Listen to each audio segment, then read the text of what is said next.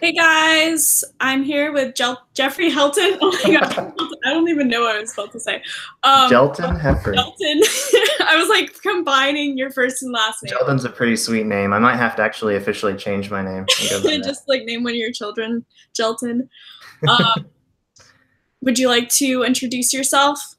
Yes. So I am Jelton, or Jeffrey Helton, and gosh, I don't know. I should have prepared for this.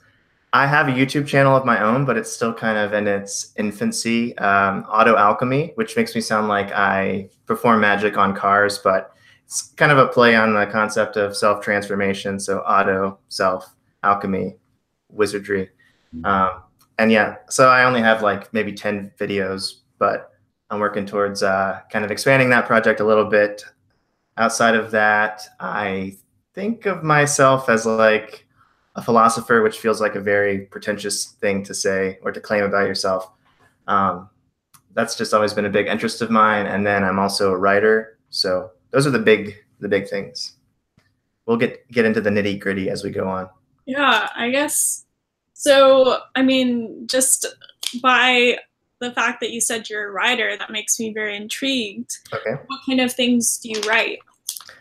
Well, I actually just finished the second draft of a novel a couple of months ago.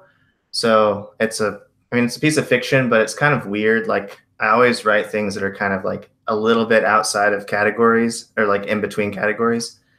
So it's got kind of like, I don't know. Have you ever read any Neil Gaiman? Maybe. I'm not always the best with names. Okay.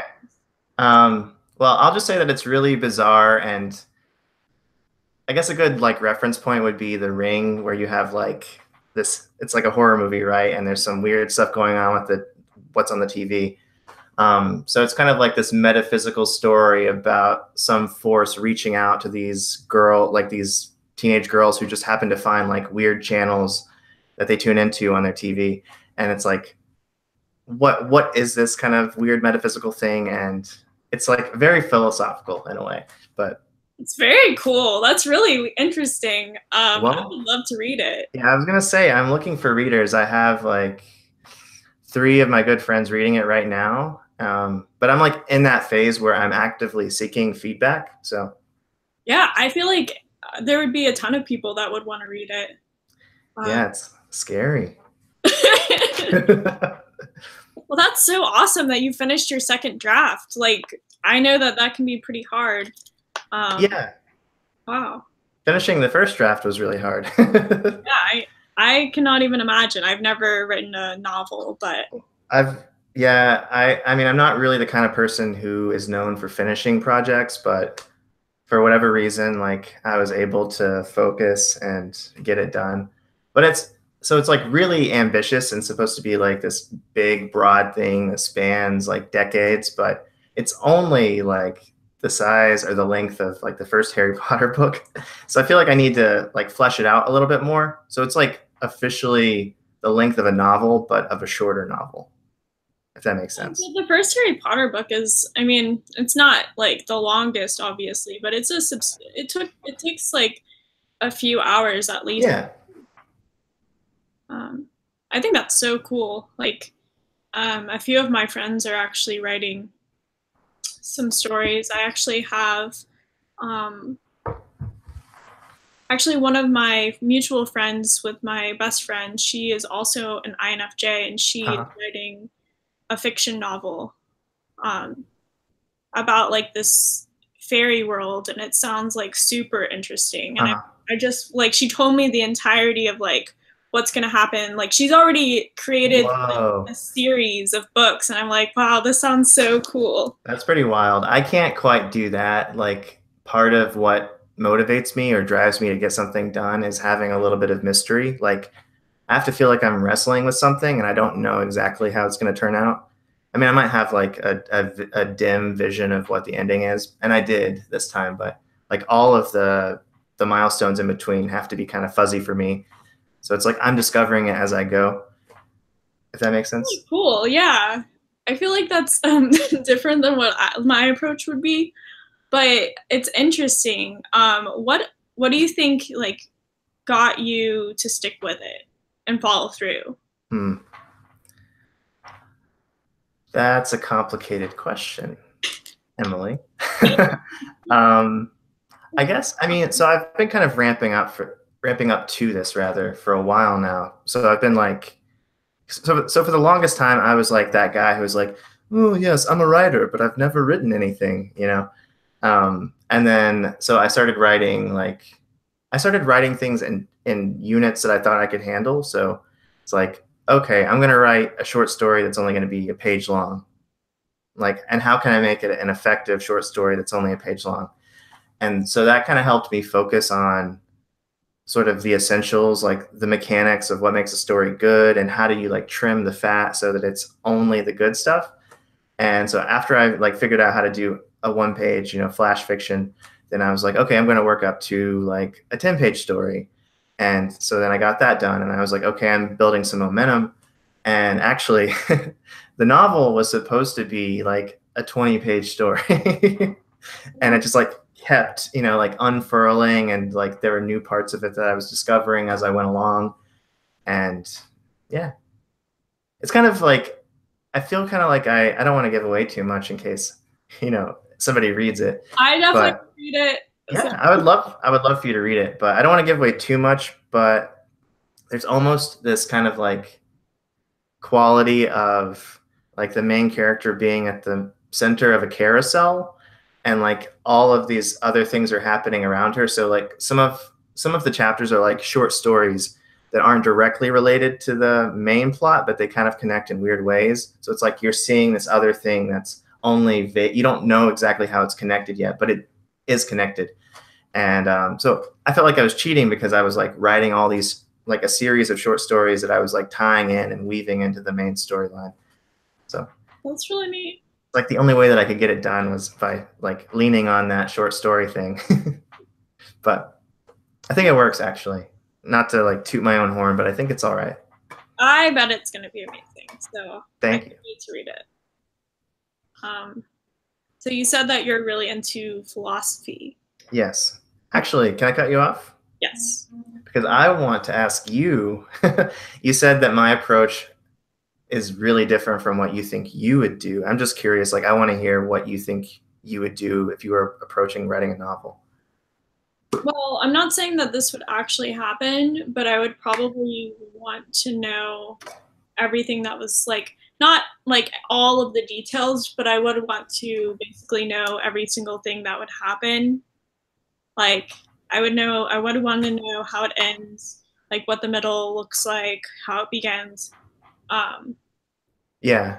I think I would, I don't know how well I would do with just kind of like discovering things. I guess I definitely would discover things along the way, but I think I would want to like flesh out all of that at first.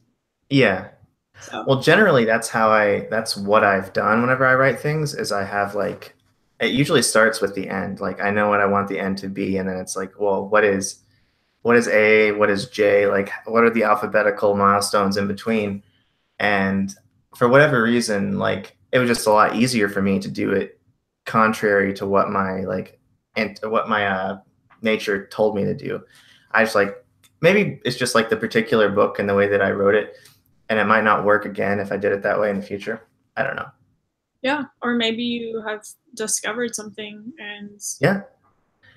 It felt like so not to get into the MBTI stuff already, but it felt like a very extroverted intuition process where I'm like, actually, I'm just like snowballing and gathering things and it's building.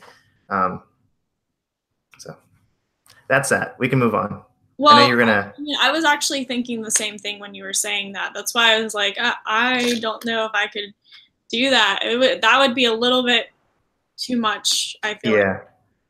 But yeah, I was asking, what kind of like philosophy are you into, and like kind of talking about that. Yeah. That's very interesting. That's that's a tough question. So I'm really into a lot of like the old ancient Greek philosophy, like Socrates, Aristotle, Plato. I'm especially interested in virtue theory. I don't want to give like a whole philosophical lecture here, but so in philosophy, and I'm sure somebody in the comments will call me out on something that I'm getting wrong here, but as far as like ethical theories go, you have you have like consequentialism, so something is good or bad just based on the impact that it has, right?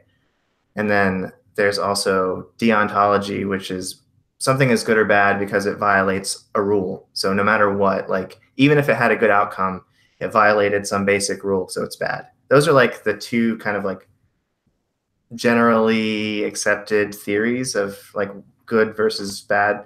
But then virtue theory is it's more like everything is situational. So it can be the case that what you're doing is absolutely good, but it's only good in like this particular context for this particular time.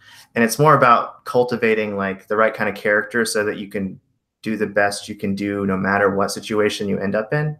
Like it's always a judgment call. And so that's why you have to like refine your character and try to be a better person. So that's why I'm drawn to it. I just feel like I've always had a self-development leaning, and it really overlaps pretty well with that.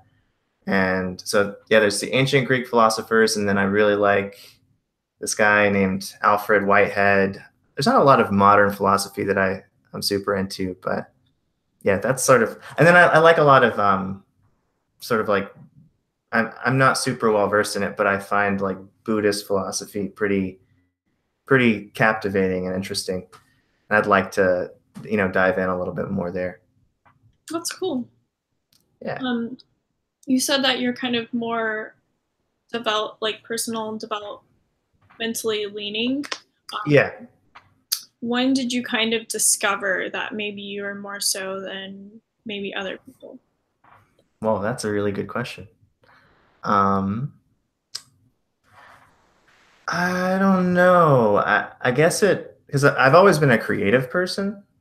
So even when like I first started writing whenever I was in elementary school, and anytime I had a project, I would like try to convert it into a creative thing. So it's like write a book report. I would just like make up a story instead of reading a story. I would make up the story and then report on the story.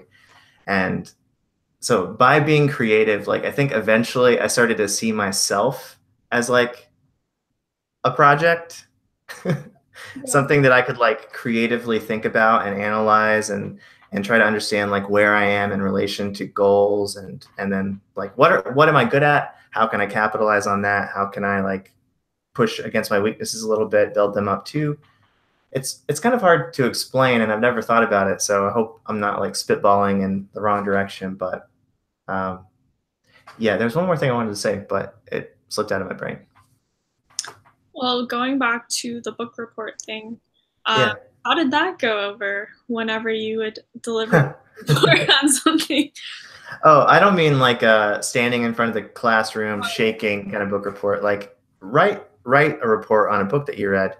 I don't think that I could have pulled it off if I were just standing in front of people. Well, did your teacher not catch on that it wasn't like actually a book that you? No, I don't. I mean, if she did, like I was really scared about that actually. One time I wrote a story that was loosely based on a video game that I really enjoyed at the time. And yeah, I was like, she's going to see right through me. She's going to see that I'm a fraud. And yeah, she didn't. She was like, great job. What kind of teachers did you guys They're have? just Like, very, very lazy. I mean, I grew up in North Carolina, so. well, I mean, I grew up in Georgia, but I feel like our book reports were very like structured in the sense that like they didn't just let us like you kind of had to show what book it was. Like you actually had to like show them the book. And oh man, okay. or you were assigned a book. Yeah. So yeah, I like the school you went to, but then again, I probably would be too much of a goody to like turn in something like that. I probably wouldn't even think to do that. That sounds like something my sister would do. Yeah. But that's interesting. Yeah, and I mean, I wasn't like I was mostly a goody goody, but there were a few things that I like try to get away with every so often. What were some other things that you tried to get away with? Oh man, I can't give you these openings. Let's see. Well, I did lie a couple of times about like I literally used the "my dog ain't my homework" excuse one time, which is so ridiculous. And the only reason that I did it is because I thought nobody is stupid enough to use it as an excuse. So if I say it, I'm gonna seem genuine. And that was it. And I don't think that she bought it for a second, but I didn't get in trouble. So Well, speaking of that, Pumpkin actually did eat my homework one time. Like, what? I mean, he loves paper. I haven't talked about this, but he likes to chew on books. Okay. And he loves paper. So he ate like a good chunk of my homework. I mean, I still like showed my teacher and stuff, but like he literally ate my homework. So Oh, so you had the proof. See, I didn't think about that. I might have like taken a few bites out of my homework myself to get away with it. see, you have to be particular about that because you have to make sure that it doesn't look like human teeth. Yes, I don't think that I was smart enough at the time to think about that sort of thing. So I'm glad it never occurred to me. I guess the kind of things that I used to do when I was younger, I used to be able to easily recreate people's handwriting. Oh, And it wow. wasn't Okay. like necessarily like getting my test signed or something, or like, you know, having my parents sign something. But like if I wanted to be anonymous about a note or something, I would just make it look like someone else's handwriting. Oh, wow. So you Maybe could just someone in the completely. class. That's pretty fascinating, actually. Like you could completely modulate. Yeah. That's cool. How Um, often did you use that one? I think I've done it quite a bit throughout my life, even in college. Like if we were voting for something and I didn't want people to know who it was. Oh, yeah. Yeah. That's pretty cool. Like I've wanted to have that skill for that very reason of like I'm voting for somebody, but I don't want my vote to be like to feel like a slight against the person if they happen to read it. But my handwriting is pretty crappy. And I guess like all that I really have, the only option I have is to try to make it a little bit better. Like people might not think that it's me if it looks legible, but yeah. Well, I mean, always a go-to is like if you have you seen like handwriting that's like smaller handwriting? Like if you change the size of your handwriting and you change it, like you know, people that I don't know if you do this, but there's a lot of people that write in just capital letters. Yeah, I don't do that, but I've seen that. Like, I mean, there's just little ways. I guess this is maybe not the best advice for people, but there's little ways to disguise your handwriting. I don't know. I think it's pretty awesome. But yeah, I mean, I've definitely done like I wasn't the most. I mean, I was pretty goody goody, but like I did do little things. So not to interview you, but when you say that, were you a goody goody because of like some intrinsic purity of your own, or were you good because you didn't want to get in trouble? It was mostly intrinsic, Okay. because did you watch the interview that I did with my sister? No, I don't think I've seen that one. Okay, well, by the way, like I'm kind of calling my sister out. I don't really interact with her too much in that interview because she was very she like told me specifically like when I asked you like which by the way guys, I before interviews I always ask people stuff they don't want to be asked or whatever. And my sister had a specific list of things and she like made me write down all of the questions I was going to ask her Whoa. before the interview. That sounds so And suffocating. review them. um, but Wow. but she's very different than me. Like, I mean, I love my sister and I look up to my sister, even though she's my younger sister. But she Is she just taller than you? didn't care at all, like what other people thought. Like, parents didn't listen to them really. I mean, she was a good child in a sense, but she like because she didn't like get into drugs or like you know things like that. But she really didn't. Um, she was a lot different than me. Like I've always been very like had a very strong moral compass, especially when I was younger. Yeah. And my mom actually thought that I was going to be a nun or something. But do you ever regret not going down that path? the path of becoming a nun? Yeah. No, I would never be a nun. I didn't think so, but I felt like I had to ask. No, and that's never appealed to me. But fair enough. I'll try not to ask you too many questions. It's just that I feel like it's a very INFJ trait where I don't know, like there's always a wall, and I mean, I don't mind. Like, yeah. and I mean, I think I'm a pretty open book. Yeah, it seems like it. If I'm asked the right questions. Yeah, it seems like it, and it just seems like because you guys are so empathic and you're naturally good listeners, like people will just tend to like vomit words at you, and I just like to kind of like equalize a little bit, but I know that in this context maybe that's weird. I mean, it's okay. Like, yeah. We'll see what happens, I guess. Okay. Which, by the way, we should probably look at the comments. Oh, I always forget about that. Yeah. I don't know if there's even comments right now, but I actually want to ask you, like, how are you doing this? Oh, 11 people watching. Oh, wow, that's so bizarre, seeing myself live. Yeah, it is. Oh, people are asking. Okay. Well, I don't know that I want to answer your questions right now, guys. What was the thing that you were about to ask me? Oh, I lost it. So let's plow ahead. Okay. Yeah, I really don't remember. I think I was just making more of a comment about like trying to be balanced as a conversationalist. I think. Oh, so Square Heart, just like a comment, Square Heart wanted to know if you would post the link to your book at the end.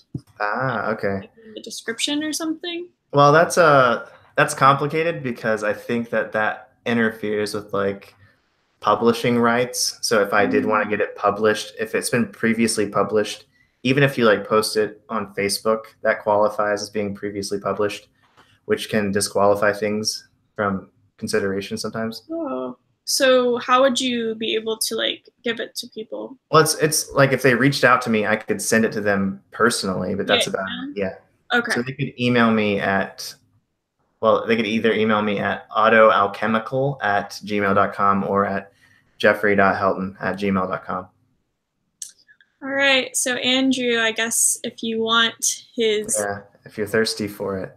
Yeah. Wait, read my comment. Yeah, if I think that it might be better if you ask me the questions that they're asking because I find it pretty challenging to jump back and forth. Oh, okay. Yeah, I can look at them. It just like trips me up to like go to the page where the video is playing and then I can like, I guess I could pause it. It's a simple solution, but I like see you talking and then I don't hear anything, or I see myself and that's like really disturbing to me. Oh yeah. Okay. I see what you mean. I don't even like pay attention to it. Like I can just like tune it out. I can't.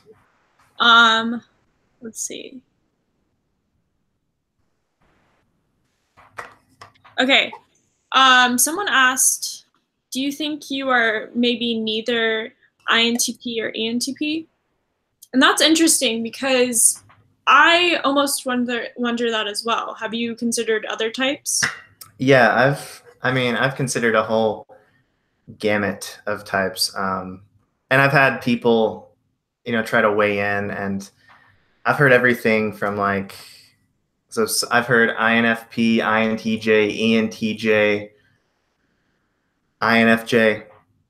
So I don't know. The things that resonate with me the most are the INTP and the ENTP profiles, but ENTP to a lesser degree. Like when I say that I'm an ENTP, when I consider that I might be an ENTP, I don't think that I'm a stereotypical ENTP if I am one. So I think that there's like, you know, I think that extroverted intuition is a function that doesn't necessarily have to be externalized. Like it can be directed externally, but just because you're having like all these flashes of intuitive craziness, it doesn't mean that you have to vocalize it, right? Like, could you be an extroverted intuitive who is kind of like locked into your head a little bit more? Because I feel like I do lean more on my intuition than my thinking. Yeah.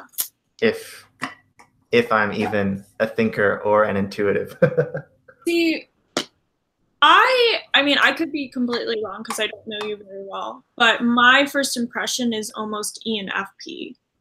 Have you considered that? Because ENFPs are actually very introverted for the most part. And No. just, I don't know. No, that's a good question. I haven't really, and I don't want to. I mean, so I've dated 2 different ENFP women, Do you know if they're and actually ENFP? yeah, I'm like they're pretty much like spot on, like textbook ENFPs, in my opinion. And well, one like point of contention was that one of them was like this relationship isn't working. I would rather, like, I think I just want to be with somebody more like me. Like, I would rather be with another ENFP. So, I mean, that's not really like real evidence. Yeah.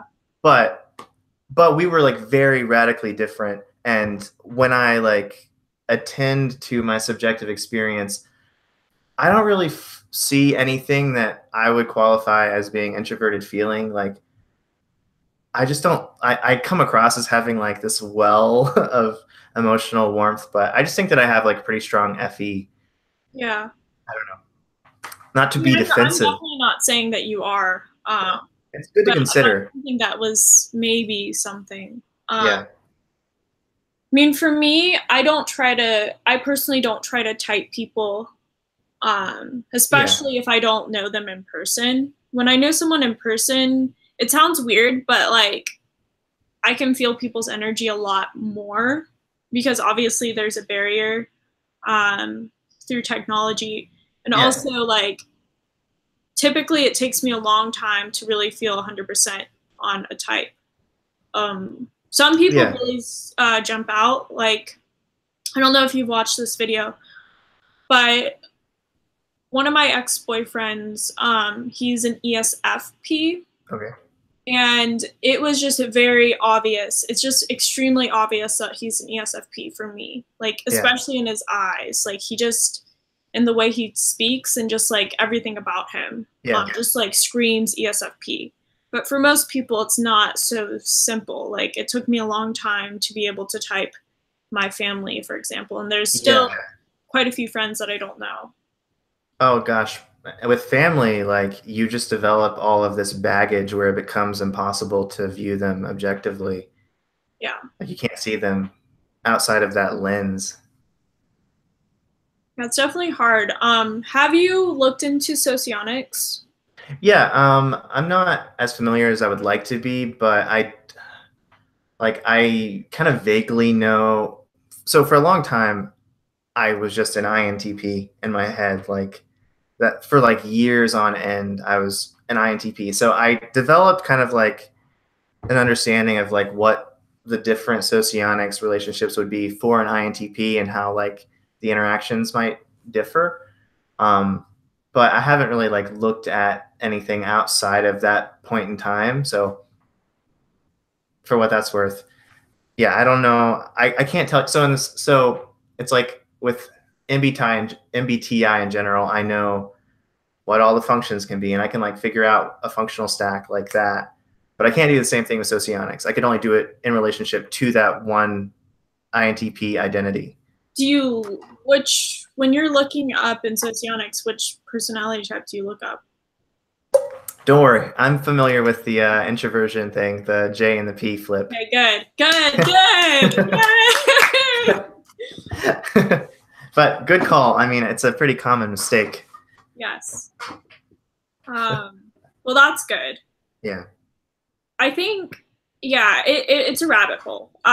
Which, by the way, we do have an expert in the chat right now. Square Hearts or Andrew is I would consider as close to being an expert in socionics as possible. Like it's incredible how much information he knows. So I don't know if he's actually gonna say anything about it. Also, I don't know if I've mentioned this. He's actually my moderator on this channel. So, oh, wow. Okay. Yeah. I didn't even know that you had a moderator. I didn't know that a person could have one. So I got a moderate. I mean, like, I asked him to be my moderator, like, it was a few months ago because, I mean, he knows because I was, like, sharing with him these messages, but there was, like, this really kind of crazy guy that, like, added me on Facebook, and he was just, like, acting like a psycho. Oh. Yeah.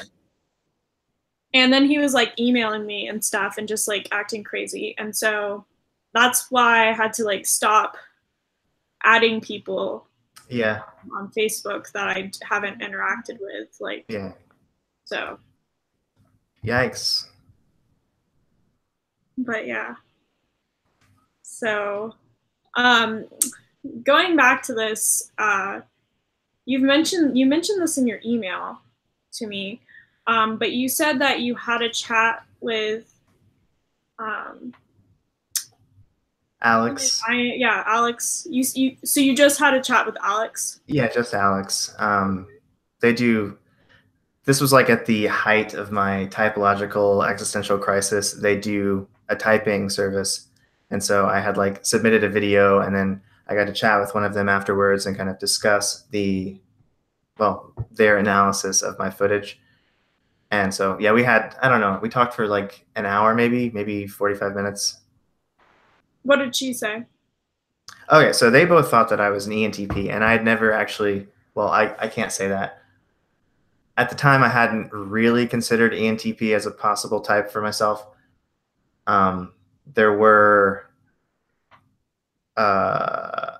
It's kind of complicated. Like, this has been a very slow development of, so I'm a pretty horribly anxious person, and doing this is quite an experience from the inside.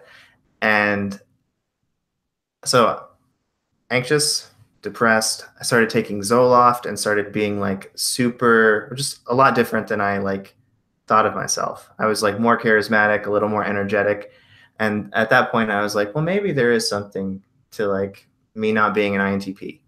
And so then I reached out to them and then had a whole conversation. So yeah, they thought that I was an ENTP, but they had also considered ESTP, which I find kind of like so far off the mark. Yeah, that's very far off the mark. Yeah. I don't know about I don't know how often they post anymore. I think. Yeah, they haven't in a while. They haven't in a while, which, by the way, I asked them if they wanted to do an interview, and they're like, oh, sorry, we're busy with our upload schedule. I'm like, sure. Whatever. I mean, yeah, it sounds like maybe they're just trying to get back on track. I don't know. This was like a little while ago that I asked them, but no hard. Yeah. I would still like them on. Yeah. I don't completely agree with their typing. Yeah. Actually, some of the celebrities that they've typed, I don't agree with, which is interesting. I mean, no hate towards them. So, like, if you guys like, what is their username? Isn't it like INFP and INTJ Coffee? Yes. I always get that confused. Or is it INTJ, INFP? I don't know. I think it's INFP. Okay. I could be wrong. Okay. I'm not sure either, but yeah, I really like their videos, and so I wish they would post more often because I think they have some really interesting insights. But I don't think that I do think they are getting at something with micro expressions, but I don't think that's the end all be all. Yeah. I think that there's actually been a pretty big lull in general with MBTI related content. Like, I mean, I think I'm subscribed to pretty much everybody, and you're like the only person who's churning out content pretty regularly at the moment that I can tell. I do know another person that posts regularly, but I don't know if you're subscribed. Who is it? Do you watch Frank James? Oh yeah. Okay, yeah. So that's two. Yeah. But his is like more specific Yeah. subject. But yeah, I like his videos a lot, actually. yeah, he has great videos. Yeah. But yeah, I think I mean actually I do think there are a few people that do. I think Wenza's also. Um, Oh. do you watch Wenza's? I only recently discovered her, so I haven't seen a lot of her videos. I forget about her. And then there's a few other people that I know churn out content more regularly, but yeah, um, I do really appreciate that, like people that are more involved. Yeah. I think just YouTube in general has changed. Like it used to be if you posted once a week, that was like a good thing, but Yeah, no. you can't do that. Yeah.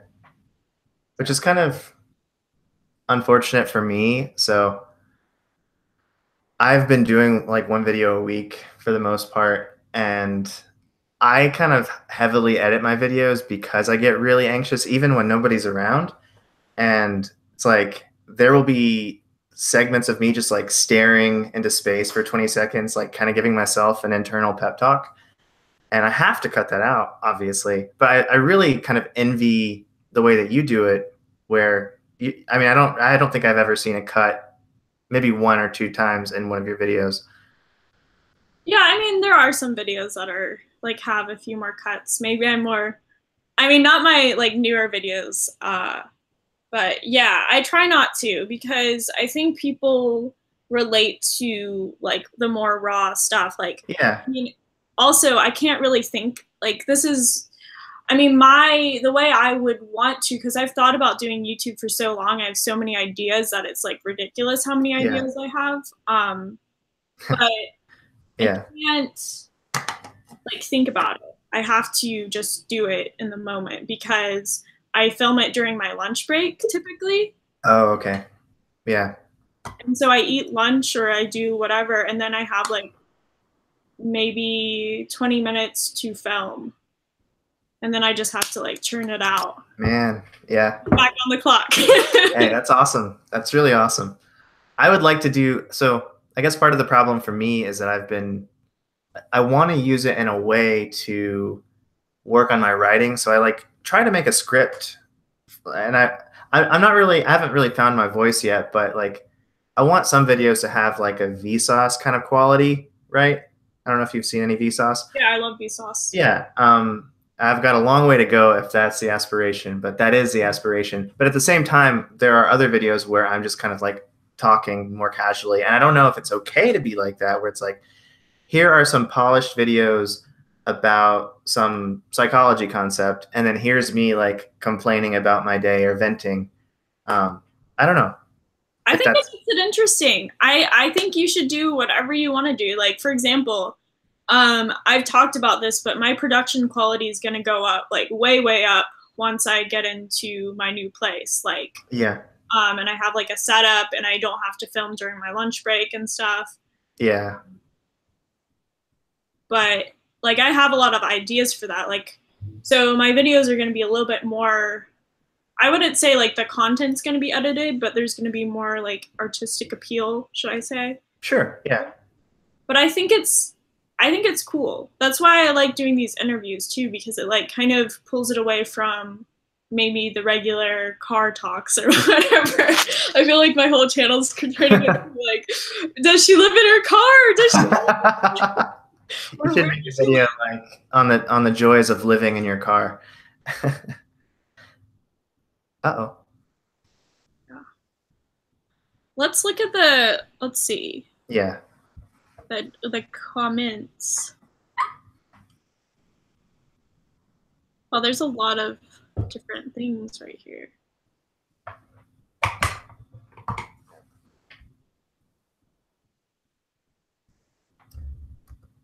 I'll try to join you. I'll just not look at the video feed. Yeah, just like put your hand up, like.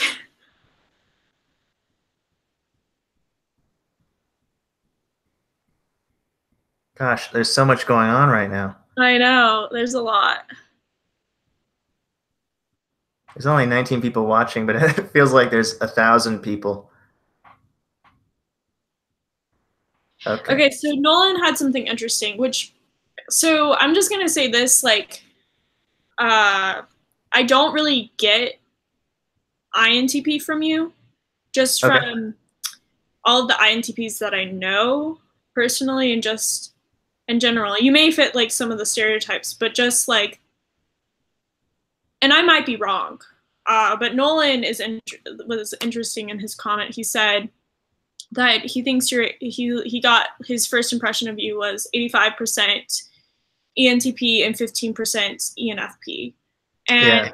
I can definitely see that as well. I think so. I think the best way to kind of figure out your type as far as narrowing it down, or just like something that I do, and I don't know if this would be helpful for you, is I first, and this could be different for you as well and other people, but like I first draw a line. So this is why I get into socionics because I think it's very helpful.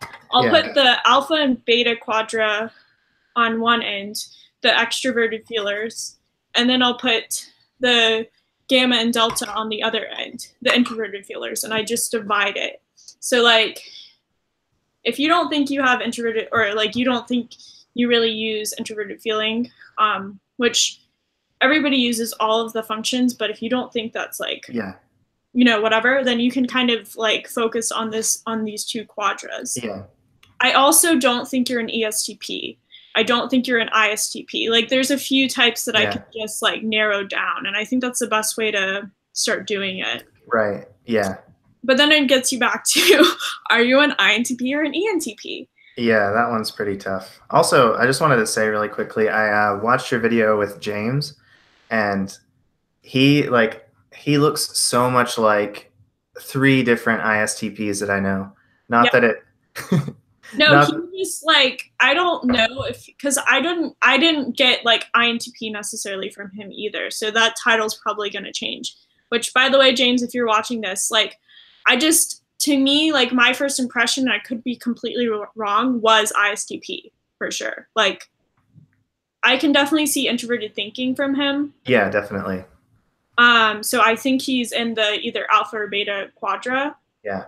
But INTP didn't feel 100% correct about him. Like, whereas, for example, Nolan, I've actually met Nolan in real life.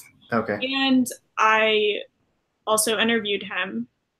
He was like, I was just like, INFJ. Like, right. He's an INFJ. I do believe he's an INFJ. There's certain people that it's like very clear that they're right about their type. Mm-hmm. And then there's people that I'm like, I don't know. Yeah. Would you agree that ENTPs kind of have a reputation for being smartasses? They do, but I don't think all ENTPs are like that. Yeah. Well, yeah, I've never thought of myself in those terms, but like after I started taking the Zoloft, like literally like a month afterwards, my boss looked at me one day and she was like, "You are such a smartass." And I don't know what it is. I mean, I don't care. That doesn't offend me to hear that, but it's like certain walls have fallen away a little bit, and I'm just like a little quicker with like my retorts. And I don't know. I like notice like funny patterns, and I'll call people out on them.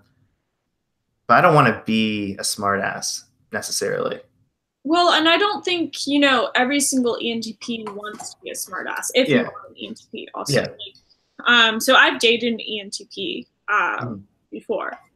And I think he was one of the most kind people I've ever met. Like, just a very sweet, like, kind-hearted person, but very, very intelligent.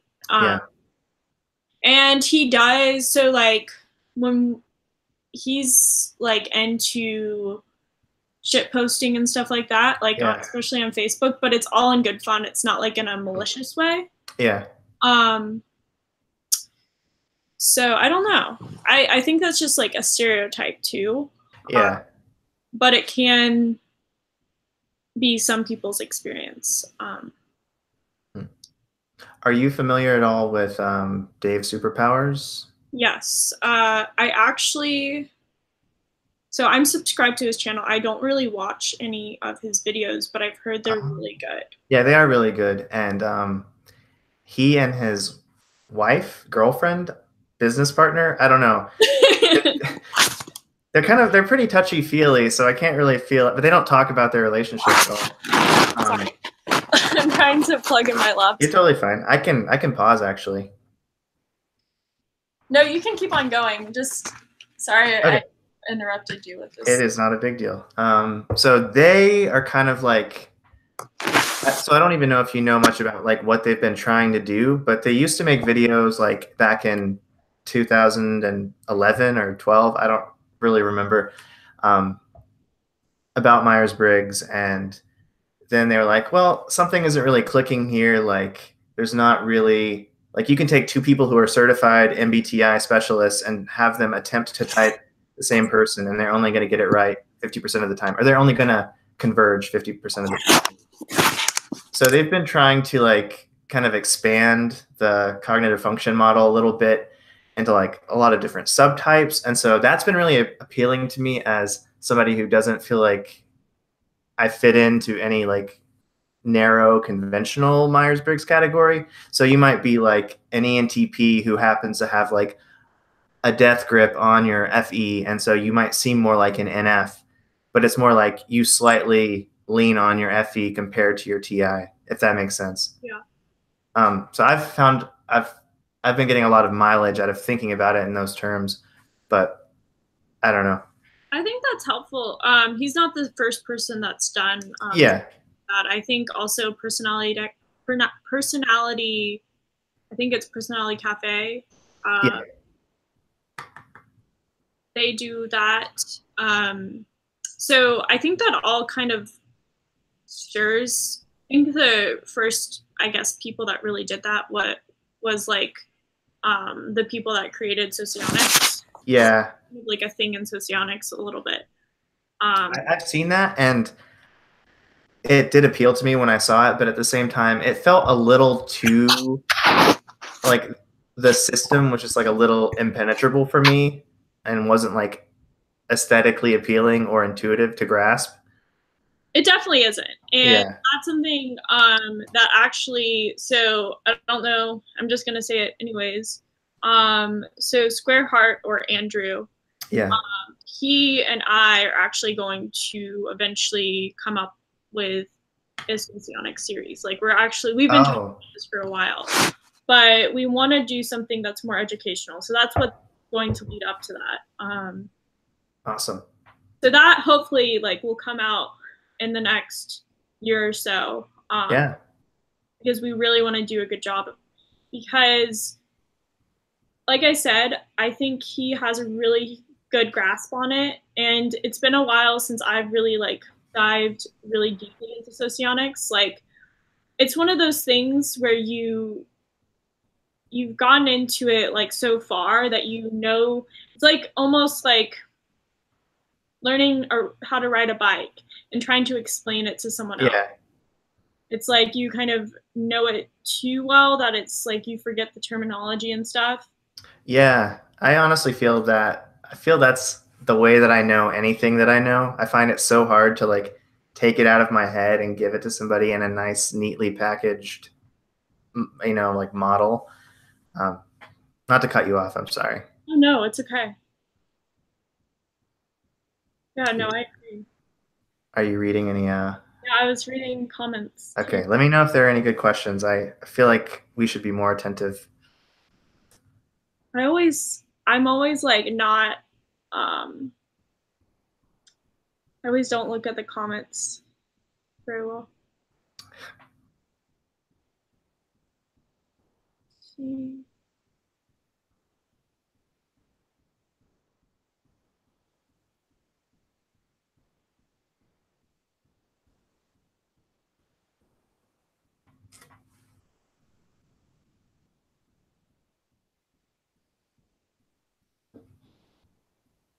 Okay. I see something. I mean, it's not really related to you. Okay. But Flawless commented, "Hey everyone, I wanna jump in, and I've just started learning about MBTI, and I'm possibly mistyped, but I'm not sure. I'm a possibly INTJ, sorry. Anyways, check out my channel and help me determine my type. I mean, that could be interesting. Yeah. Please do videos on socionics where you teach people it. And so few people seem to understand socionics, and I don't ever see much socionics type content on YouTube. That's the other issue about socionics on YouTube. If you watch socionics related videos, because I have watched some socionics related videos, you kind of have to know a good chunk of socionics to be able to even understand what they're talking about in the videos, which is also kind of hard for people getting into it. I'm trying to find any direct questions. Yeah, people are just saying they're, oh. You see something? Square Heart is coming with the, with the pretty hard philosophical questions. Yay, Andrew! Hang on, I don't know if I'm ready for that. I'm going to scroll back up. Which, by the way, Andrew's also an INFJ. So. There are too many Jeffreys on the dance floor, by the way. Yeah, I know. Okay, Nolan said, did you say Jeffrey has a YouTube channel? Yes, he does. Actually. And I will link it in the description after. Awesome. Yeah. Platonic form as a worldview. I don't know. I don't even know that I fully comprehend what that question is trying to ask me. So I'm not going to bullshit my way through it. As for having a good sense of who I can trust, that is a hard no. I always convince myself that I do, but then I think that I'm often surprised by people, if that makes sense. So that's my answer. I trust people a little too much, and then that tends to attract people who you can't actually trust. I agree with that. Yeah. Which, by the way, I don't know if you would want to do this, Andrew, but would you ever want to do a 3-way call, like, on the channel? I know you don't really like to be on video, because I think that would actually be super helpful for people. I don't know if he's going to even answer that, but I'm trying to hit him up in the comments.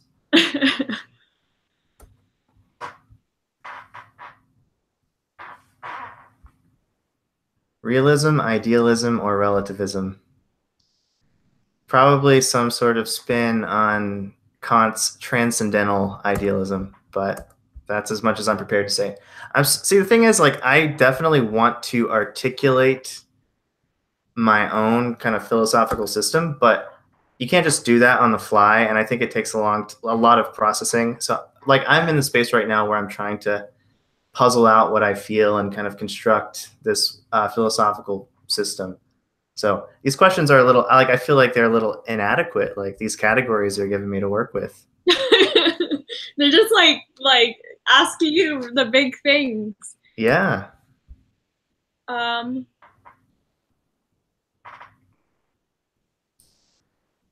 These people seem fun.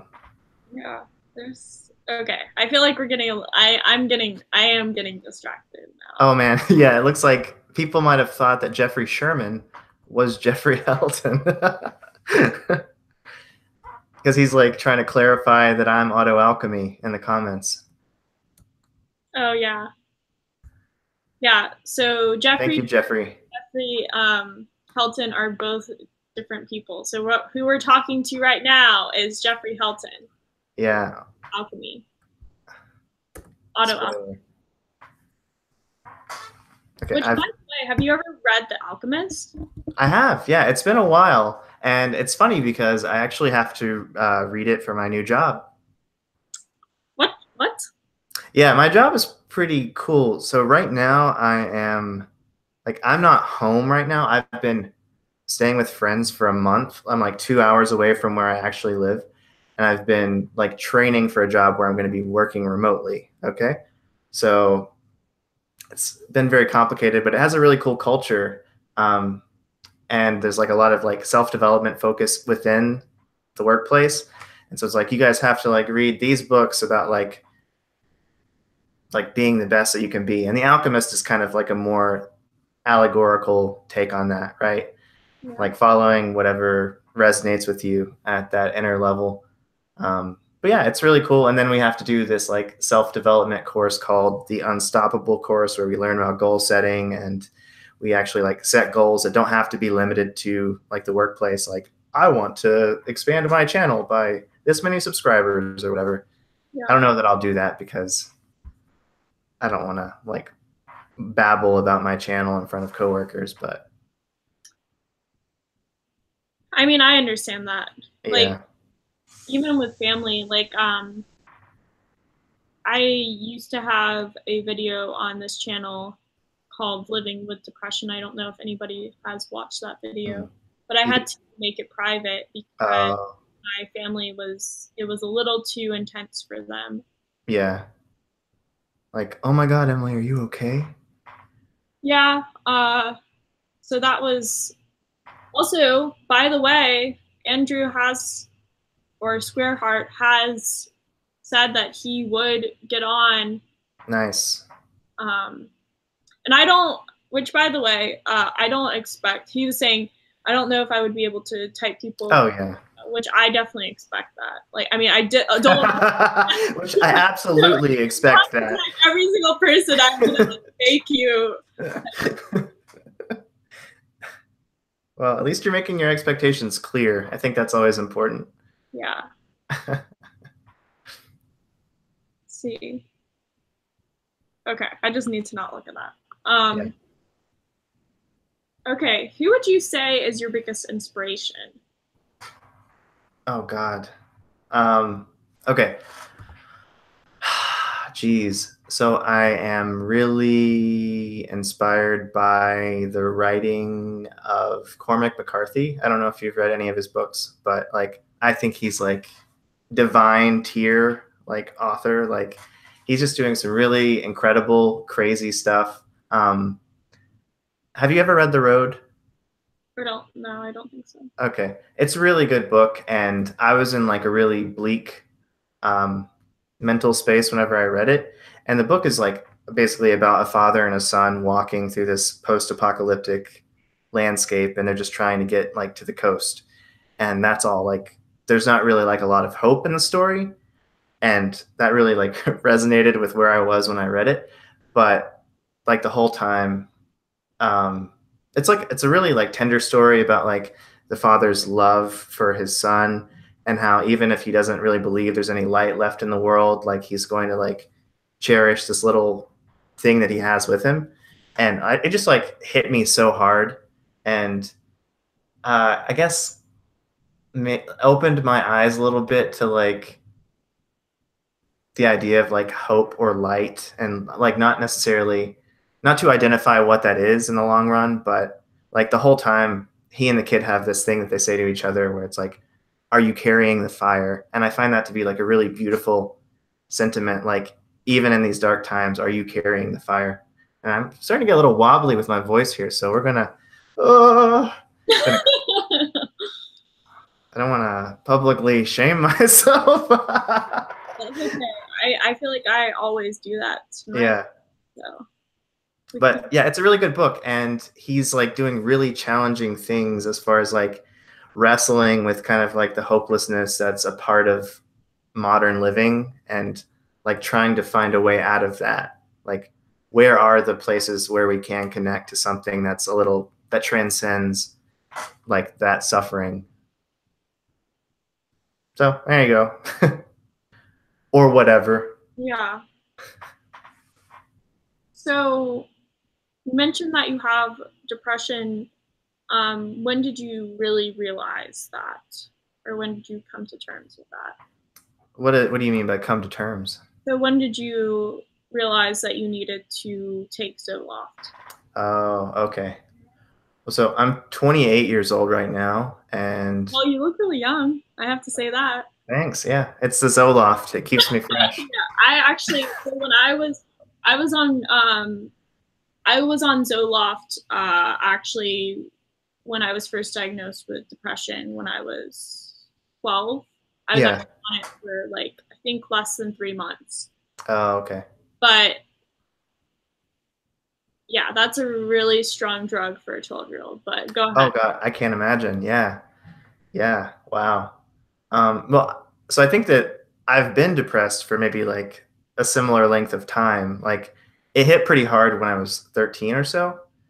And I guess I like persuaded myself, well, I persuaded myself that that's how like it was supposed to be, I guess. Like everybody, it's kind of tricky because you can convince yourself that everybody's going through this, but somehow they're managing to cope, right? Like surely everybody feels this way, but why am I like so bad at existing while feeling this way?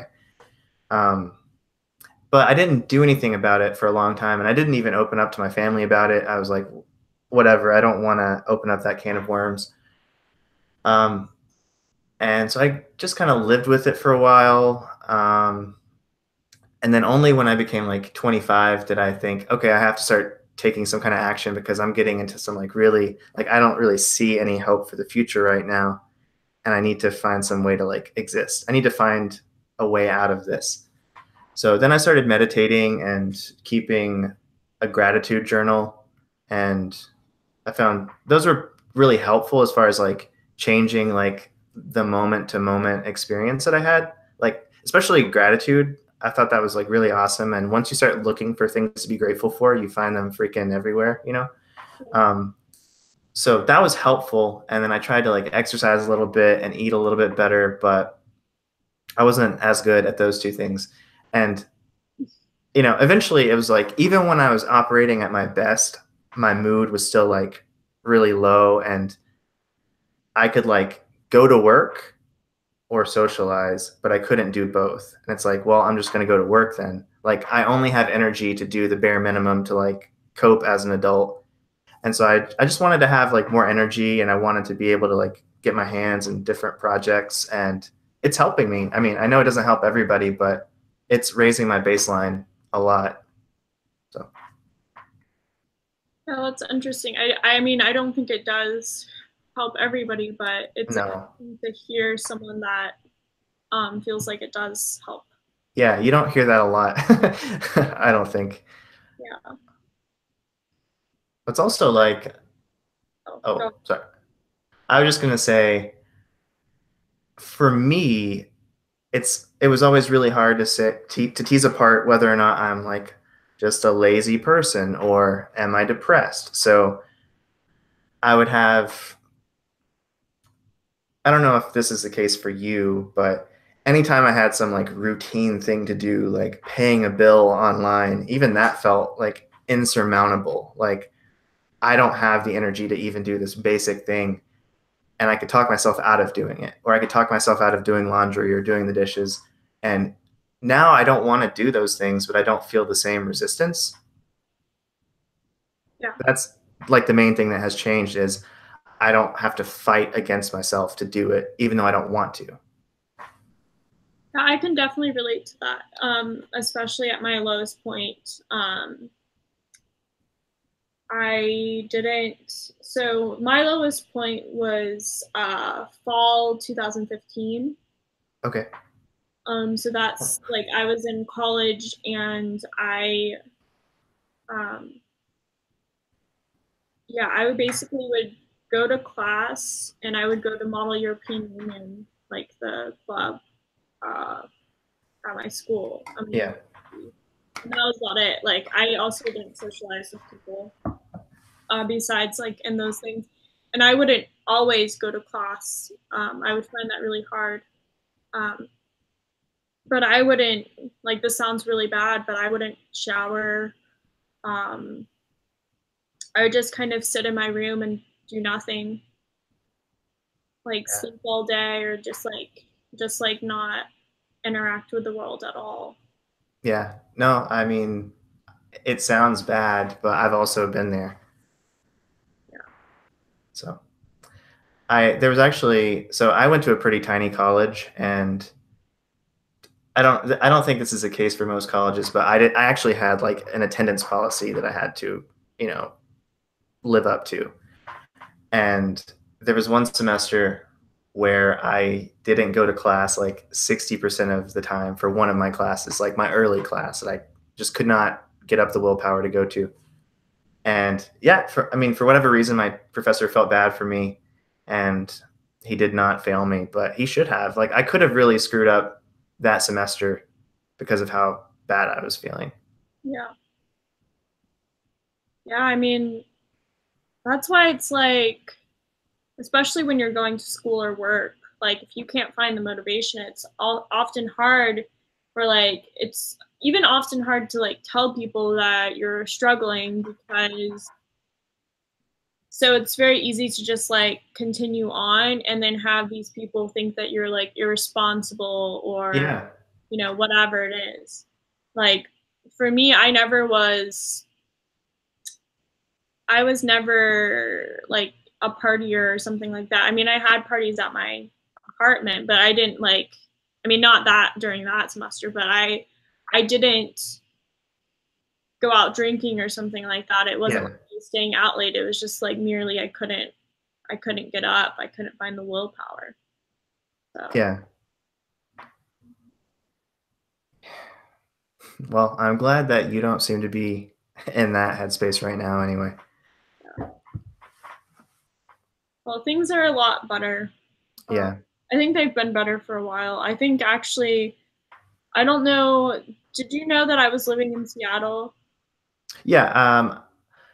So with my job, like I usually have videos playing in the background all the time. So I might not know like all the content, but I know that there was a video where you mentioned that you were moving away from Seattle.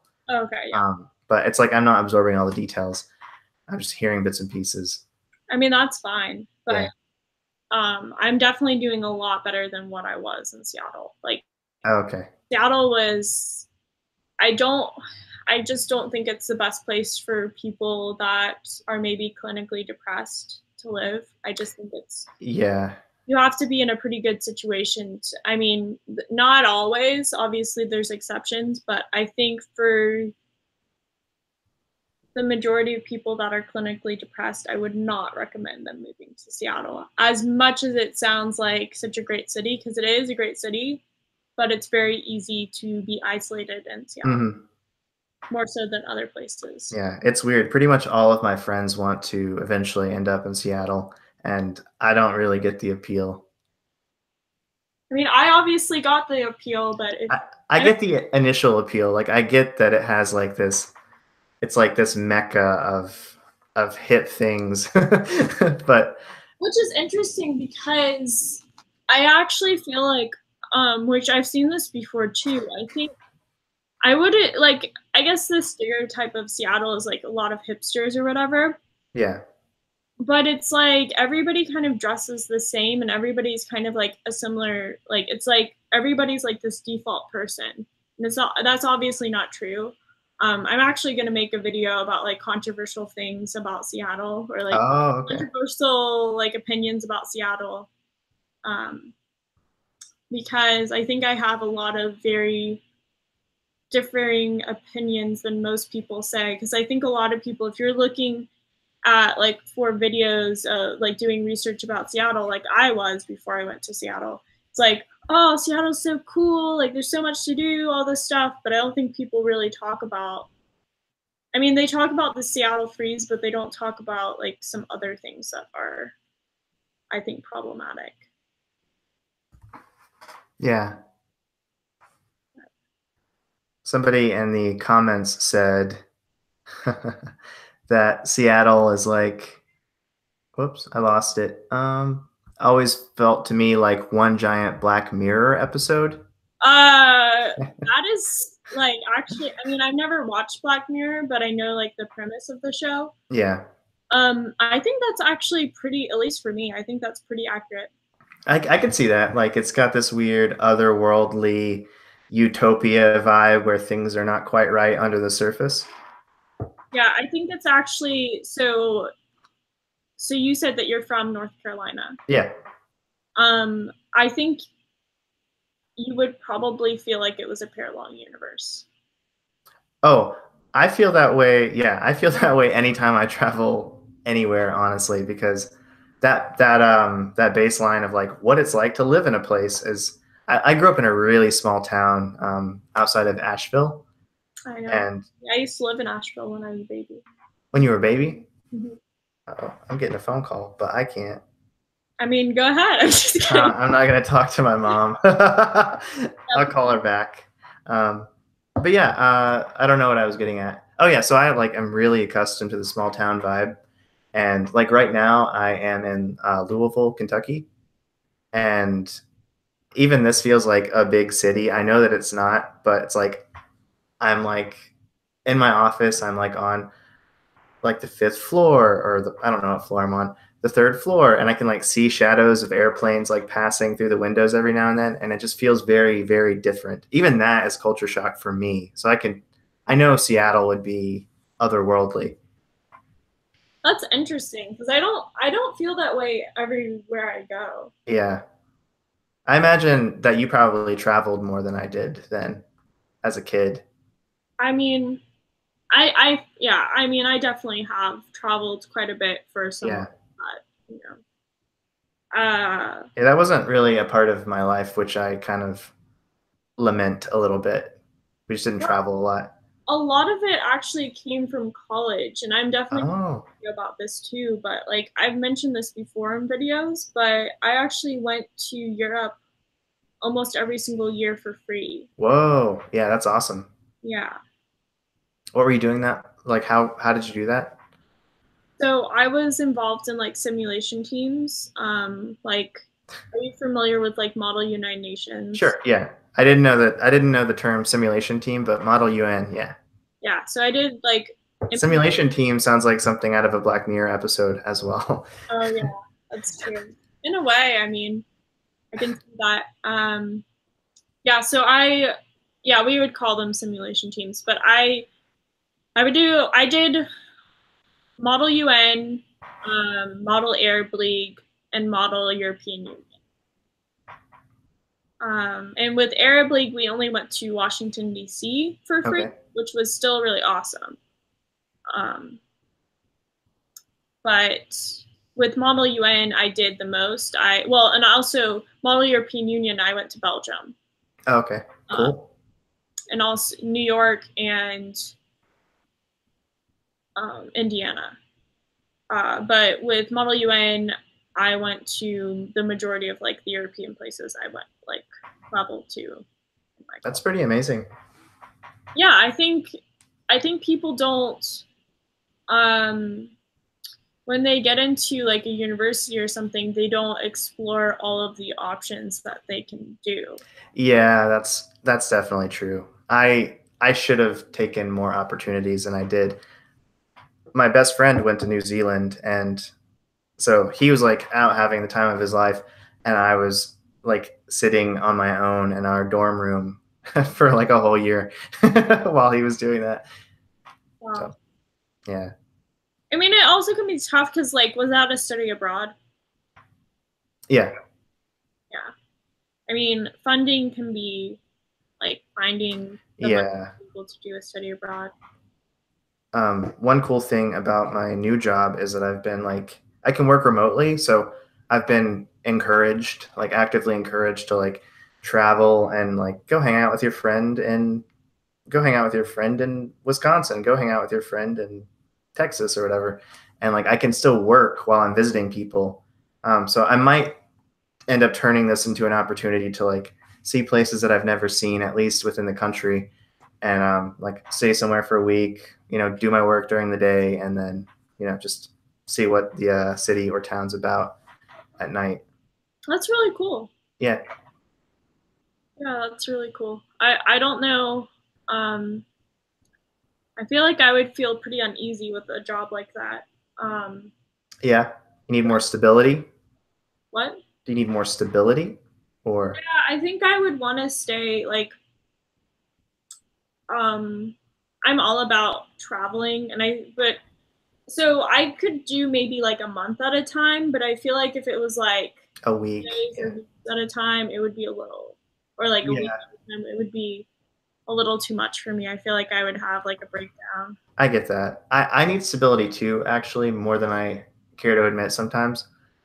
So I don't think that I would be like hitting up a new spot every week. I think that I would do like 1 week every few months, and then I would come back to home base, you know? That makes sense. Yeah. Um, so kind of going back to your channel, Yeah. I guess you don't have to answer this completely, but um, what what is your overall message, or I guess, yeah, message for your channel? Like, what are you trying to get across? Okay. That's a good question. So the main thing that I think I've been thinking about for the entirety of my life is just as somebody who was depressed from a really young age, I've thought about like just like the concept of suffering and how can we get outside of it? What are like the mechanics of suffering? Like what traps do people fall into? So I've become really fascinated in the past few years, well, with a few different concepts, but positive psychology is definitely one of them. Positive psychology being like this branch of psychology that focuses on like what are people doing right? You know, like we know how people are going wrong, but what are the elements of a good life, which is a very like Aristotle type of thing as well. Like it throws back to the interest in ancient Greek philosophy. So this is a very long-winded way to answer your question, Emily, but I guess what I'm getting at is I'm trying to share like a lot of different resources that have helped me kind of like claw my way out of a depressive headspace. So it's like, how can I take all of this accumulated insight and then turn it into something like use my creative drive to turn it into something that I can share with other people. So that's one element of it. And then I also want to, I guess like as I'm learning new things, I want to document my journey. Like I really want to lose some weight. That's low hanging fruit, but there are like things I would like to document where it's like, and here's how I'm applying all this stuff that I've been trying to learn. Like I just want to maybe share like here's somebody who's like actually impacting the problems that they've had and they're like trying to build a better life. Maybe I could do it too, you know. And Myers-Briggs has been like one thing that's helped me just by understanding by not that I know my type, but even if I'm like INTP or ENTP, it's like you're probably not as good at the feeling stuff. You're probably going to need some work at the sensing stuff. Like at least at a broad level, I realize like, oh, I'm really bad at like this routine stuff of existing in the world, and I don't always understand my values, and I sometimes like struggle with like a need for validation from other people because of this tertiary or inferior FE, you know, that sort of thing.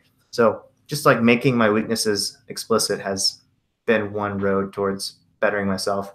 So I just want to like have my channel be this like hub of all things that have helped me and maybe they can help somebody else. Yeah, I feel like people will get a lot from your channel and your videos. Like, I think in a way that kind of reminds me of something that like, so during my like depressive, like the very low, like I guess my low of 2015, where I Also a really, very low time for me, by the way. really, Yeah. yeah, maybe there was something about that year. Everybody's like quantumly entangled in this state of misery. Yeah, but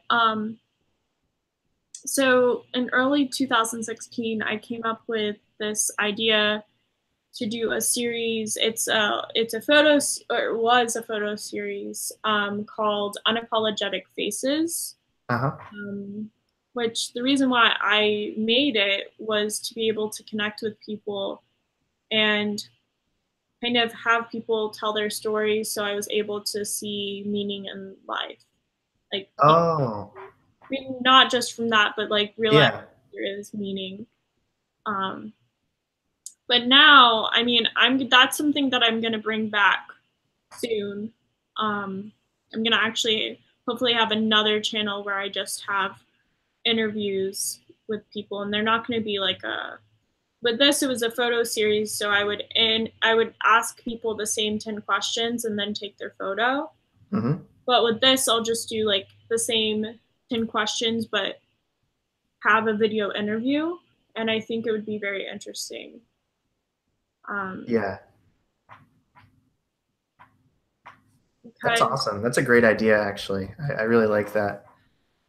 Yeah, I think going back to what you said about your channel, I think people really like being able to relate to someone, because not everybody has people in their lives that they're able to really relate with. Yeah, that resonates with me. Like with my close friends, I hardly ever talk about personality theories or anything, because it's like, I don't think you want to hear this. Yeah. And you're not like giving me vibes that you're being receptive. So I'm just going to not burden you with it. Yeah. And that actually ties into sort of like a secondary purpose of my channel. It's like, I kind of want, because I'm typically pretty compartmentalized, and I mentioned this in my email to you about wanting to be an open book. Like, I'm not an open book, but I would like to be an open book. Yeah. So this, like, making a channel is like kind of an excuse to like talk about all the things that I don't normally talk about and give them like concrete existence. And then I don't care if my friends do watch them and, you know, learn something about me along the way. Yeah. That's interesting. Because in a way, I mean, I know I've like done vlogs of my friends and stuff, and I think some of my friends actually do watch my videos, but it's the same thing. Like a lot of times people that I'm friends with in real life don't really like to talk about those things. And that's why like I created this channel. Yeah. Is anybody that knows me in real life, pre like pucokie, or like posting videos on pucokie about typology, I was just like so obsessed in my real life that I would just like talk about it. I didn't talk about it too much with my friends just because it's the same thing. But it's funny because now like some of my friends are like getting more interested into that stuff. So. Oh. Yeah. Yeah. And I mean, I'm not saying that I'm only doing this for like an outside audience. I've interviewed a couple of friends for my channel about their types, and like it's been a good way to like bond over something that people don't really know that I'm super interested in.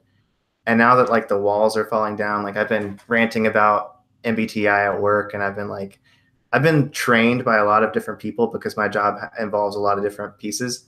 And every time we're like sitting there going through some process, I'm like, by the way, like, what's your MBTI type? You know? So I'm becoming more comfortable with it. And I think making videos for like my 10 subscribers, even that helps, you know? Which, by the way, I don't know. I would assume that I'm not subscribed, so I'm gonna go right now. Okay. That's your channel. It's the only way you'll get the novel. It's a trade.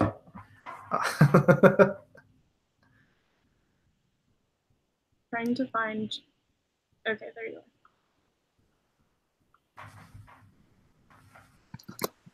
Boom. Thank you. Another one bites the dust. Oh, you have 14 subscribers. Oh, snap. Things are changing. So if you guys aren't subscribed, you should go ahead and subscribe right now. Yeah, thank you guys. You want to just comment your username again in the comments so that people can find it easily? Are you saying I should do that? Yeah, or I could do it. Oh, I'll do it. No worries. Oh, do comments? There's not actually a comment section until after the video. Yeah, well, I'm going to be putting it in. I'll be putting it in the description as well. I mean, I can put it in the comments as well, but like on the chat, if you want to put it in the chat, I mean. Okay, it looks like there are some questions that I should probably attempt to answer here. Non-shitpost question. Jeffrey, be honest, no bullshit. I beg you, don't be embarrassed. Do you talk to yourself when trying to debate with yourself or make a decision? I don't think that I really do. Like, I talk to myself for other reasons. I talk to myself to hear myself talk. Like if I'm driving, if I have like a long commute, sometimes I'll pretend like I'm being interviewed. And I'm like, here's all this great stuff that I think that people definitely want to hear. Yada, yada, yada, yada. But I don't really talk to myself to work through issues. I probably should. I think it would be helpful. Well, going back to like positive psychology, actually saying affirmations out loud. Yeah. Helpful. Yeah. I could do that. And actually, I think I have done that, but then I moved on to something else pretty quickly. It didn't work for me as well as it works for other people. Yeah. One thing that I do, there are these things called like sentence stems. So it's like, if I'm more assertive, and then you finish the sentence like 6 times. Like, if I'm more assertive, then my needs will be met. Then people won't walk all over me. Then I'll be a happier person. Then I won't resent my friends. You just like think of things that can motivate you, or you kind of think through that concept every single day for a week. And then on the weekend, you write up. I do it with writing. I guess you don't have to. On the weekend, you think, if anything I wrote this week were true, it would be helpful if, and then you do like an actionable. You try to find things you could actually implement, having reflected for an entire week on that concept. That's something that I still do. That's been really helpful for me. Yeah. It's like something that you want to meditate on. You could just make up your own. No, I've heard of that before, and I think it can be helpful. And actually, the other Jeffrey Sherman said, What up? really, you don't talk to yourself. You talk to imaginary pucokies. What? What? That's. I mean, I don't know. I think that was just a joke, but I personally talk to myself, but it's a little bit different. Oh, I guess I see what he's saying, because I said I talk like I'm being interviewed. Oh, I see. Oh yeah, that's funny. No, I mean, yeah, I guess this qualifies. In my head, it's more like renowned author Jeffrey Helton is here on, not the Colbert Report. What is his actual, like his serious show called? You're asking the wrong person. Well, yeah, I imagine like I'm sitting down on a talk show, which is ridiculous, but I know that everybody has their weird fantasies. Yeah.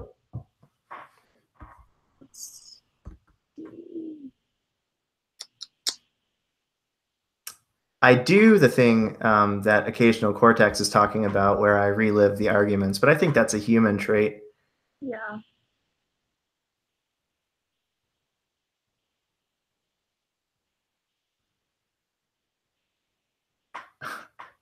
People are crazy. Yeah. But in a good way. I don't even know what to talk about anymore, actually. Yeah. So I think. Oh no. Oh, what? This is not actually an interview. This is all in my imagination. Yeah. This is like the pre-gaming. I'm like preparing for the interview with you right now. The real thing is going to be a fiasco. I wish that would be an interesting like video idea though. Like if you had a video of you like having a realistic looking interview, and then it's like it's all a dream. Oh gosh. Yeah. I'll add that to my growing list of good ideas. I'll even credit you.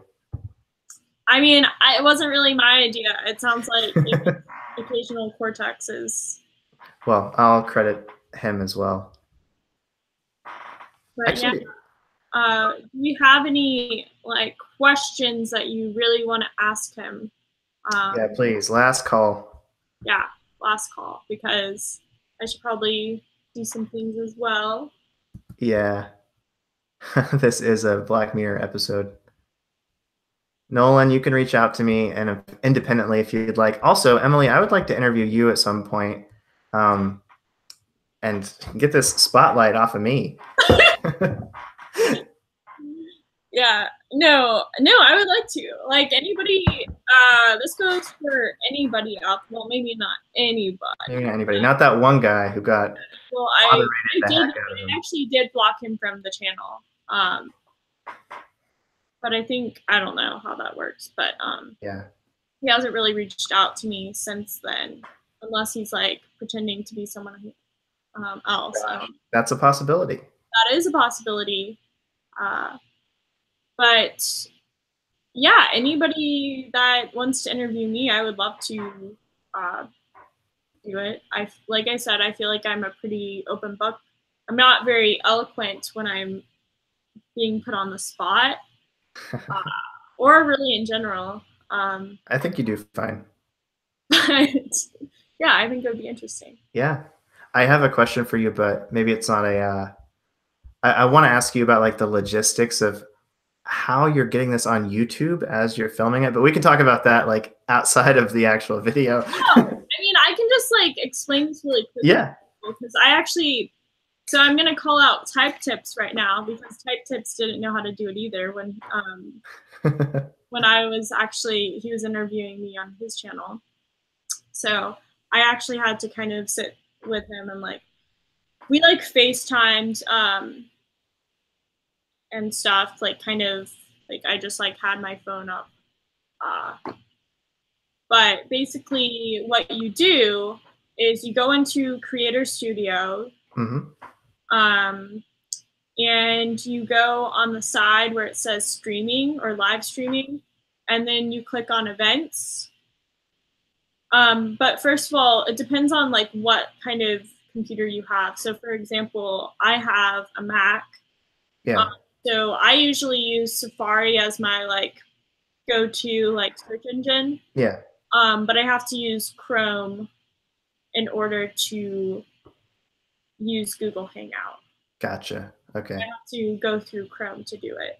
Okay. So basically you go into, you create an event, and then you kind of type the title, the description, all that stuff, the hashtags, whatever you want to do.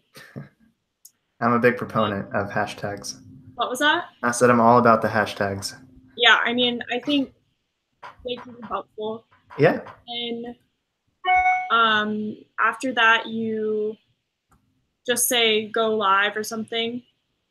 And then basically you send whoever you want to interview a link.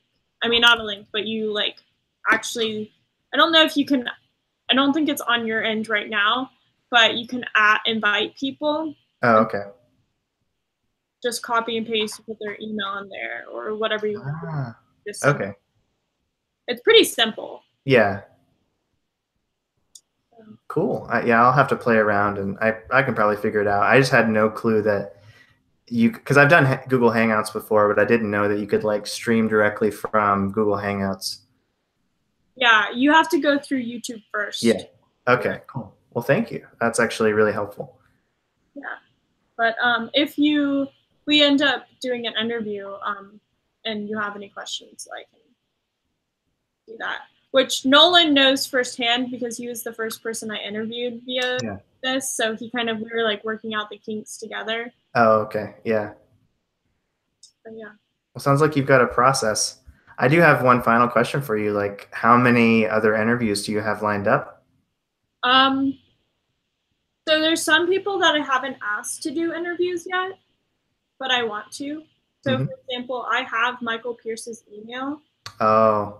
And I really want to ask him. I guess I'm kind of like procrastinating because it's like so weird because like this sounds really horrible because I like tell people don't idolize people or whatever, but I feel like I've kind of idolized Michael Pierce. No, I just think he's so cool. He's a legend. Yeah. Yeah. He's so brilliant.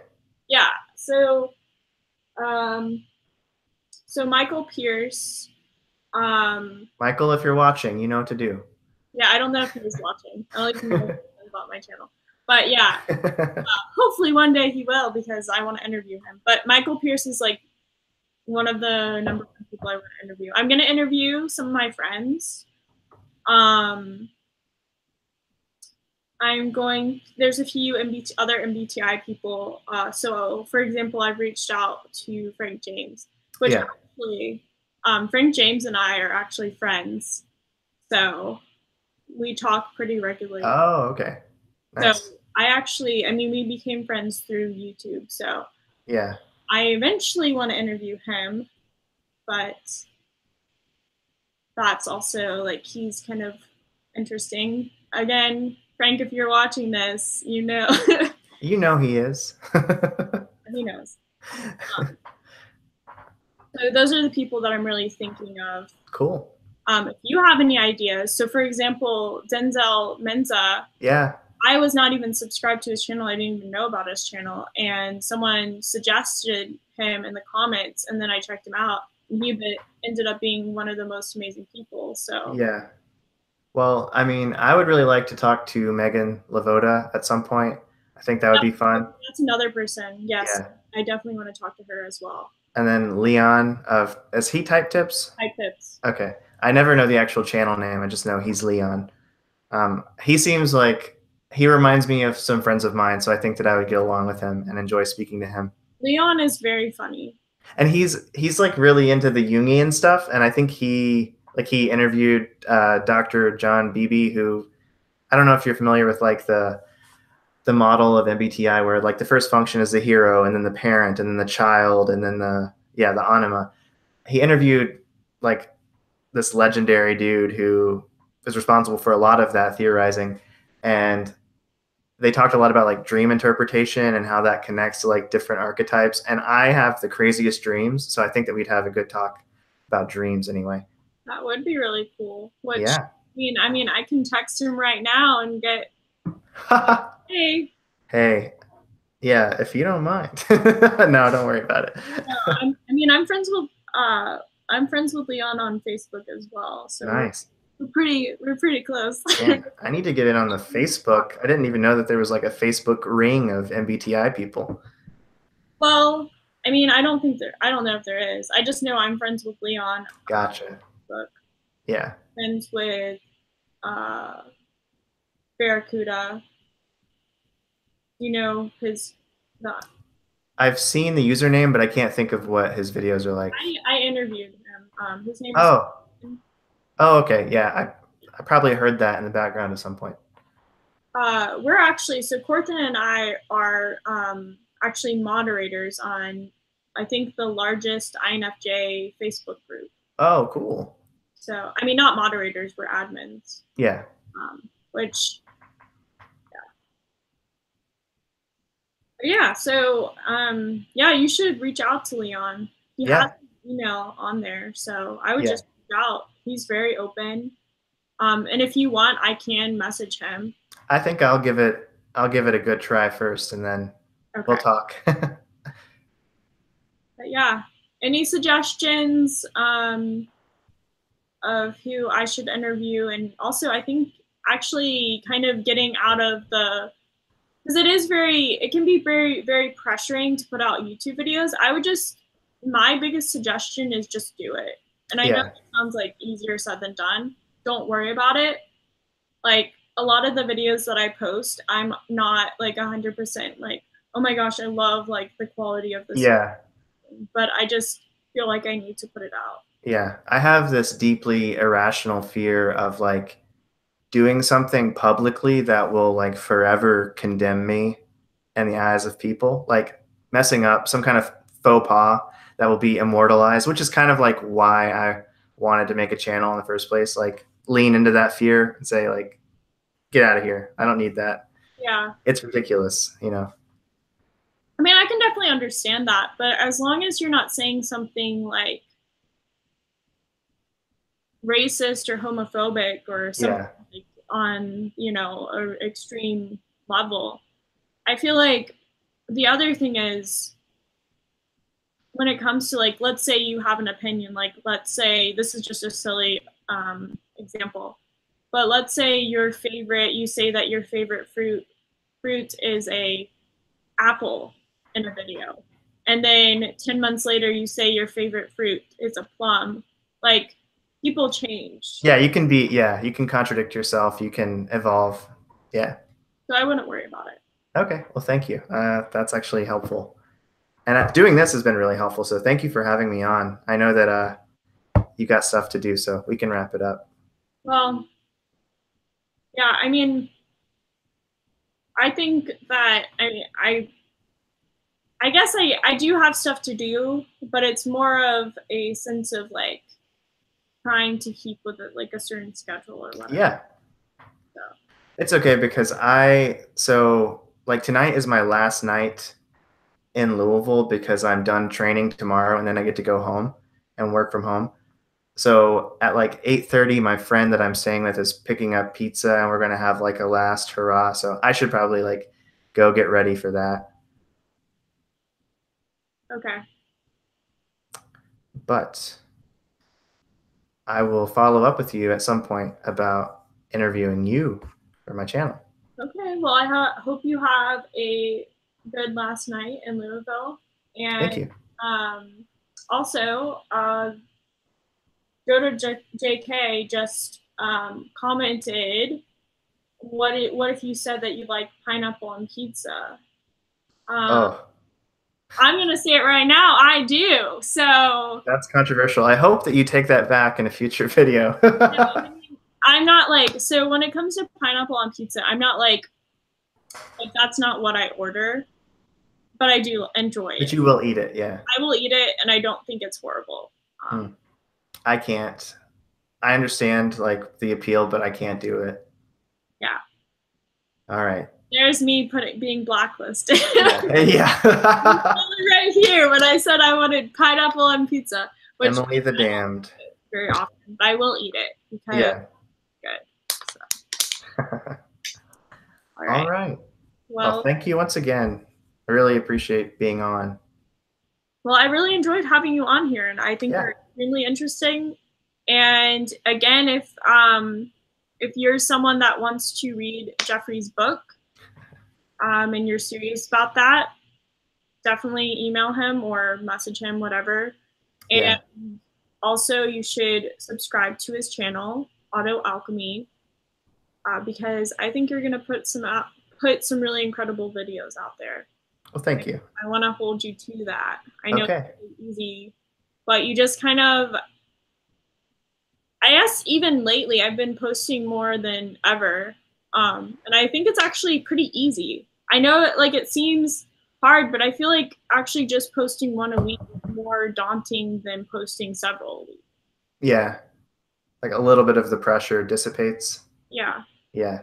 I could see that. I think it'll be easier for me when I'm not staying with friends. Like I've had some trouble just like right now. I didn't really want to like project my voice just because I have like somebody in the other room, but I don't care. They're fine. Yeah. I got over that really quickly. Yeah, I get that because my mom is like basically down my neck.